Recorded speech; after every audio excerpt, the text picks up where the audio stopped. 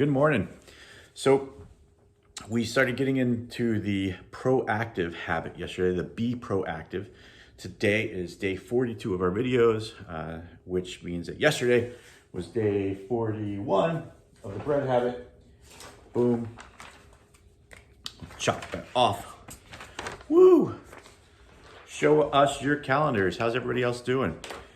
And my dogs just decided it was a good time to wake up. So you might start hearing them in the background here in a moment because they love it when I start talking to the camera, apparently. Stimulus response, right? Stimulus response. Cue response. And in the middle, we find our free will, and that is how we can choose to be proactive and do what we want to do instead of what life has given to us, what conditions has happened to us. Really interesting piece about that is that also means that we have the power to create our circumstances. We don't even need to wait, by the way, for the cue, as we've determined. We have seen that we can have the initiative to create our own circumstances. We can create our own habits. We can insert them anywhere into our daily routine and make them work that way. I've often talked to people as they were going into interviews and they wanted to find a job, about how to seek out job opportunities. Just physically going out and asking others where job opportunities might exist is one great way to get started. The other piece is to research into the company a little bit. Find out what problems they're having, why it is that they're hiring for that position. Are they replacing somebody? If they are replacing somebody, what were the issues? Not with the person in particular, but with the company. And again, if the person didn't have any reason to be working there and they left the company, it wouldn't be that big of a deal. So research in, find out what those opportunities look like, find out what the problems are, and then present yourself as an answer and a solution to those problems. That is a proactive approach, not a reactive approach to the interview process. Proactive, already just going looking for the job, and then a proactive style in the interview as to be a solution to a problem that exists, which is pretty wild. Interestingly enough, it starts aligning here with the one thing. I'm a one thing coach. And a lot of these things, point back to the one thing book, which I'm so familiar with, because it allows us to showcase, our resourcefulness and our initiative.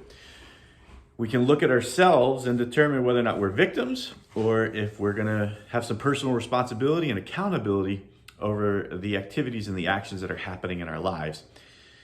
And so these victims versus accountable behaviors are really lined up in the one thing's accountability ladder. I will post this in the links or in the comments. But it basically starts off where life happens. And when life happens, we can drop down into avoiding reality, fighting reality, blames others, have personal excuses, and just waits and hopes for things to get better. That's a victim mentality. On the accountable side of the ladder, we can seek reality, acknowledge the reality, own it, find solutions, and get on with it. In the book, Stephen Covey talks about meeting with a group of business people who were in the construction business at a point where business was starting to go south. And the initial day, they got together and said, well, why has it gone south? What's happened here? And they walked away a bit depressed. And then the second day, they got together and said, well, what's it going to look like, in the immediate future? And maybe a little farther out, how's it going to look? And didn't look much better. And they didn't feel much better afterwards. And so they said the third day, they had to come up with a different way to go. They said, what are we going to do about it? How can we be proactive? How can we shift this and make this work for the better? And they realized that they can dig into looking at how to cut their expenses. They can dig into how to rearrange their finances and their costs and the way that they're doing their billings in order to make the financial situation a little bit better for them. And they realized that if other people were having such tough times too, and they approached this correctly, they could actually gain market share. So between those three things, all of a sudden, the future was looking a little bit more bright for them, even if the situation today wasn't great. And that's, again, it's looking at what life is bringing you, that stimulus, and determining how that future and your response is going to be.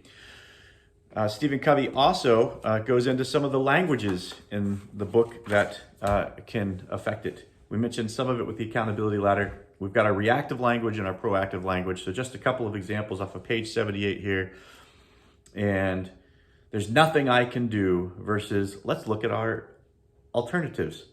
That's just the way I am. I can choose a different approach. He makes me so mad. I control my own feelings. They won't allow that. I can create an effective presentation. I have to do that. I will choose an appropriate response. I can't. I choose. I must. I prefer. If only I will. All right, like a lot of times, we've heard this before. You wake up in the morning and you say, I've got to go do such and such today. Simple life hack, simple mindset hack. I get to do such and such today. Reactive versus proactive language, victim versus accountability. Another story that he gave in this chapter, which I thought was very effective and goes along with a lot of the things that we talk about in our household. In fact, I've got the love sign that's been behind me through so many of these videos, is that he had a gentleman come up to him during one of the breaks as he was teaching proactivity in a conference. And he came up and he said, I love this. This is great. I wish I'd heard it earlier. And Stephen Covey says, well, what do you mean? He's like, well, my wife and I were having really hard times. We no longer love each other. We have 3 children. And I don't know how to apply proactivity to this situation. It's dire. And Stephen Covey says, well, love her. And he says, I just told you, we don't love each other anymore. We were different people when we got married, and we've grown apart. We're just not that way anymore. And Stephen Covey says, well, love her. Like, Stephen, I don't think you're getting this. We aren't in love. He said, I didn't say you needed to be in love. I'm telling you to love her. Love is a verb. It's an activity. It's an action. If you treat her correctly, if you humble yourself to her, if you approach it with a servant heart and minister to her and give her what she needs and do nice things for her. If you love her, things will change. Love is a verb. That's it for today. Hope everybody else is doing great with these habit challenge. If you have any questions, any comments, anything that you know of that I can do to help, please let me know. And looking forward to seeing you tomorrow. Have a great one.